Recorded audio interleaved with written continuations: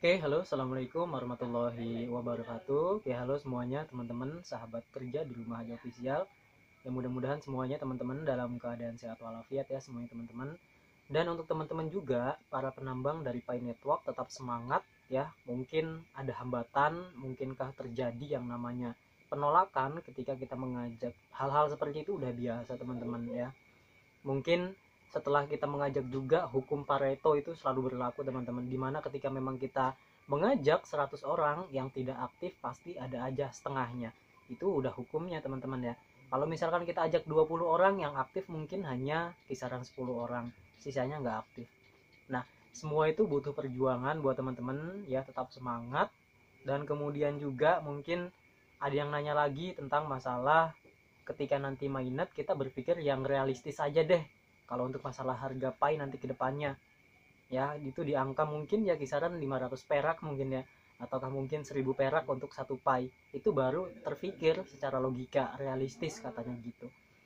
Kalau buat saya tidak ada yang tidak mungkin teman-teman, apalagi tujuan dari Pi itu dia hanya membentuk mata uang digital. Nah, jadi tujuan Pi itu bukan menjadi aset digital, melainkan Pi itu dibuat untuk dijadikan sebagai alat tukar, teman-teman, ataupun mata uang digital. Ya, pada dasarnya Pi didirikan itu untuk sebagai ya mata uang digital itu. Ya, seperti contohnya mungkin ada Bitcoin. Dulu Bitcoin itu dicetuskan oleh Satoshi Nakamoto, teman-teman. Itu sebenarnya tujuan dari Bitcoin itu hanya sekedar untuk alat pembayaran ataupun memang mata uang digital. Tetapi gagal besar, teman-teman. Nah, hingga akhirnya si Bitcoin ini malah dijadikan sebagai aset. Nah, mungkin ada positif negatifnya, ada plus dan minusnya. Tetapi pada dasarnya teman-teman, untuk mata uang digital ini sekarang banyak digemari gitu. Kalau kita berbicara untuk masalah realistis, ya kemungkinan iya juga ya ketika memang nanti harga mainnet ataupun harga launching atau harga awal ketika ada di bursa ataupun ada di pasar, teman-teman, harga Pi mungkin ya mungkin bisa jadi $1 ataukah mungkin setengah dolar. Kalau dikalkulasikan mungkin di angka 7.000 ataukah 1.000. Yaitu kalau untuk masalah itu kurang paham ya. Tetapi kalau menurut analisa dan analisis saya, ketika memang nanti Pi Network itu muncul dan mainnet, pada dasarnya Pi ini diciptakan sebagai mata uang digital. Itu artinya tidak murah teman-teman ya. Tidak murah. Ini bukan sebagai alat komoditi, melainkan ini adalah mata uangnya, bukan sebagai aset. Nah, oleh karena itu pastinya untuk satu mata uang digital dari Pi ini bernilai, teman-teman. Gitu. Kalau misalkan kita berbicara untuk supply dan demand, kalau untuk masalah supply dan demand ya kita nggak tahu. Kalau untuk sekarang ini belum diketahui teman-teman ya untuk masalah supply dan demand. Tetapi pada dasarnya Pi ini diciptakan sebagai alat pembayaran, oke, atau mata uang digital teman-teman. Itu dasarnya tujuan dari Pi diciptakan itu. Nah, kemungkinan nanti kedepannya setelah ini berkembang dan kemudian setelah berlanjut gitu teman-teman, pastinya nanti Pi ini pun dijadikan sebagai alat komoditi, yaitu aset itu tadi ya teman-teman, dijadikan sebagai aset digital seperti halnya Bitcoin, Ethereum, Doge, Shiba, Cardano mungkin. Nah, mungkin seperti itu juga kedepannya. Tetapi pada dasarnya kembali lagi, Pi ini diciptakan sebagai mata uang digital, bukan sebagai alat komoditas. Ya, berarti bukan sebagai aset tuh.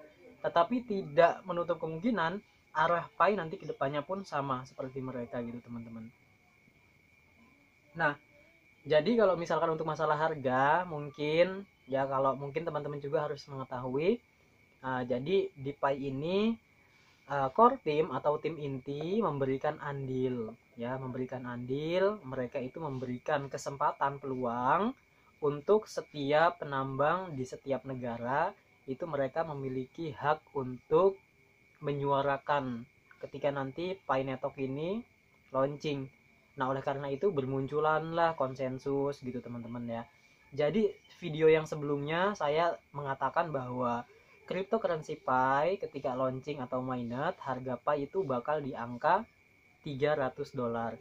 Ya, tidak menutup kemungkinan teman-teman itu ya, mungkin teman-teman ada yang bilang mungkin yang realistis sajalah, jangan demi konten katanya. Jangan demi konten, sehingga ya abang ini ya membuat berita yang enggak. Nah, jadi teman-teman dan buat teman-teman yang lain juga harus mengetahui ya tentang masalah konsensus. Pada dasarnya tim inti menciptakan proyek ini dan kemudian setiap pioner ataupun para penambang dari PAI memiliki hak untuk andil memutuskan harga PAI atau menyuarakan harga-harga PAI. Jadi setiap negara, ada 110 negara, mereka itu ikut andil dalam pemutusan harga ini teman-teman gitu. Nah, muncullah konsensus ya, ada konsensus dari Indonesia di angka 100 dolar ya. Kemudian ada konsensus juga mungkin dari Cina. Kemudian muncul lagi konsensus dari Amerika Serikat 1000 dolar. Kemudian juga muncul lagi ada konsensus dari Korea. Pokoknya seluruh negara, ada 110 negara, mereka ikut andil dalam pemutusan harga yang disebut dengan konsensus tuh. Jadi teman-teman, kalau misalkan ada berita harga untuk katanya si Pai ini katanya ini harganya 100 dolar, katanya harganya 300 dolar. Ada juga yang ngungkapin 600 dolar. Ada juga yang ngungkapin 1 dolar malahan. Ada juga di Amerika Serikat yang mengungkap harga Pai itu 1000 dolar. Yaitu nggak ada salahnya buat teman-teman, karena Pai ini pun memang banyak penggemarnya. Kita pun nggak bisa menutup mata, menutup hati, menutup pikiran. Ya memang ini yang terjadi seperti itu teman-teman, bahwasanya Pai ini banyak penggemarnya. Sementara waktu setiap bisnis apapun itu ketika memang dijalankan, itu yang bergerak itu ekosistemnya. Model seperti perbankan, misalkan taruhlah bank swasta di Indonesia, kalau nggak ada nasabah nggak akan jalan bank itu nggak akan jalan kalau nggak ada nasabah gitu kan ya.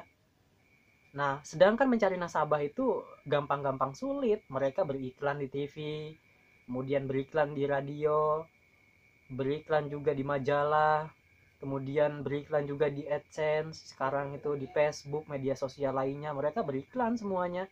Tujuannya satu, supaya mereka mengetahui bahwa ada bank ini, dan kemudian pada ujung-ujungnya mereka pun mencari nasabah. Kalau nggak ada nasabah nggak bakal jalan teman-teman. Nah, oleh sebab itu muncullah ekosistem di dalam suatu bisnis itu. Nah, apalagi di Pai ini Pai ini bisnis bukan? Ya bisnis teman-teman. Pai ini bisnis, kenapa? Ini masih tahap proyek.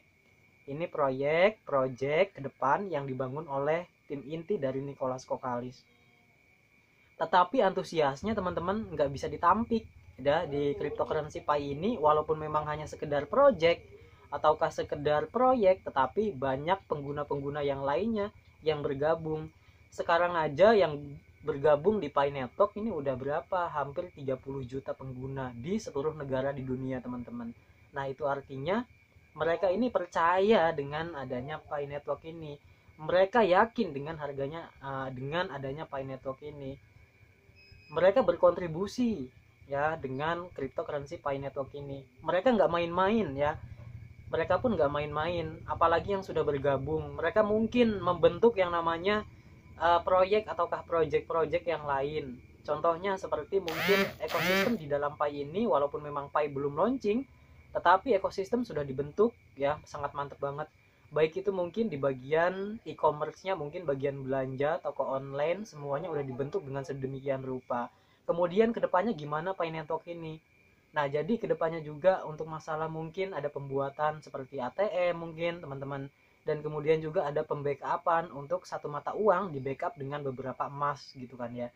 Ataukah satu mata uang digital Pi itu akan di backup di belakangnya dengan beberapa logam-logam mulia, ataukah mungkin batu-batu mulia. Itu bisa terjadi, bisa teman-teman, nggak ada yang nggak mungkin.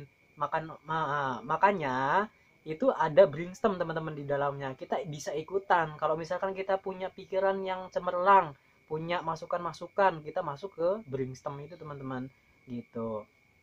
Nah, jadi tidak menutup kemungkinan bahwasanya ya ketika nanti Pi ini launching itu akan mahal gitu teman-teman ya. Kenapa? Karena Pi ini dibentuk dan diciptakan itu tujuannya sebagai mata uang digital, bukan sebagai aset ya. Nah, jadi Pi Network ini diciptakan itu bukan sebagai alat alat yang aset tadi, melainkan Pi Network ini diciptakan sebagai mata uang digital. Cuman di Indonesia itu kan ada aturan-aturan ya. Jadi alat pembayaran yang sah diatur oleh undang-undang adalah rupiah. Jadi Pi ini nggak bisa dijadikan alat pembayaran, tetapi bisa untuk dijadikan sebagai alat barter atau alat tukar, teman-teman. Gitu. Jadi buat teman-teman semua ya, ketika nanti Pi Network ini mungkin yang paling penting juga buat teman-teman nih, kalau untuk ada yang membicarakan, mungkin channel ini membicarakan harga Pi $1, kemudian channel B membicarakan harga untuk 1 Pi itu di angka $200. Channel yang ono, yang ini, yang itu ada yang 100, 200, 300, 400 hingga 1000. Itu udah biasa teman-teman ya. Itu udah biasa. Nah, jadi buat teman-teman semua ya, pada intinya setiap orang, setiap Pi Network, setiap Piner itu memiliki hak andil dalam konsensus. Jadi ketika nanti, contohnya gini aja deh gampangnya ya. Contohnya gini, misalkan negara A ingin harga ketika mainnet, ingin harga di angka 100. Negara B ingin 200, negara C ingin 300, negara D ingin 400, negara yang ke E inginnya 1000. Nah, nanti konsensus itu dikumpulkan dalam satu kertas, dan kemudian nanti core team yang akan menentukan gitu. Ini finalnya di angka berapa nih, ataukah ambil tengah-tengah berarti $500? Bisa jadi, bisa. Kalau untuk masalah launching itu gak ada masalah teman-teman. Core team bisa menentukan dan memutuskan itu. Dan kemudian untuk negara yang ini, apakah kita mau ambil tengah-tengah $500 ketika mainnet, ataukah nanti ingin ketika nanti mainnet ini di angka terendah, ataukah $100, ataukah paling bawahnya lagi di angka $1, bahkan $0,1 itu bisa. Kalau misalkan ingin lagi ambil yang paling tinggi $1000, bisa nggak? Ya bisa banget teman-teman. Jadi nggak ada masalah untuk masalah harga. Jadi core team itu dia punya wewenang ketika nanti mainnet ingin harga berapa ketika nanti launching. Mau lihat konsensus bisa. Jadi ada dua ya yang dilihat oleh si core team itu atau tim inti. Ketika nanti si Pi Network ini muncul di mainnet market.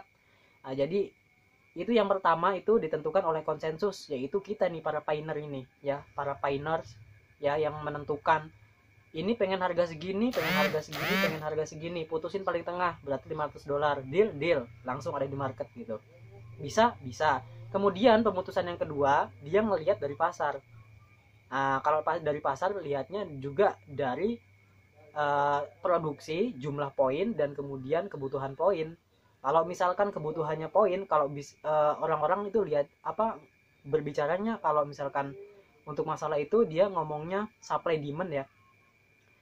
Nggak usah ribet-ribet lah supply demand. Jadi gini, jumlah poin itu sedikit tetapi penggunanya banyak, otomatis kan mereka butuh poin itu banyak banget, yang ngebutuhin itu poin banyak tapi poinnya sedikit. Nah, oleh karena itu harga Pi akan naik gitu teman-teman.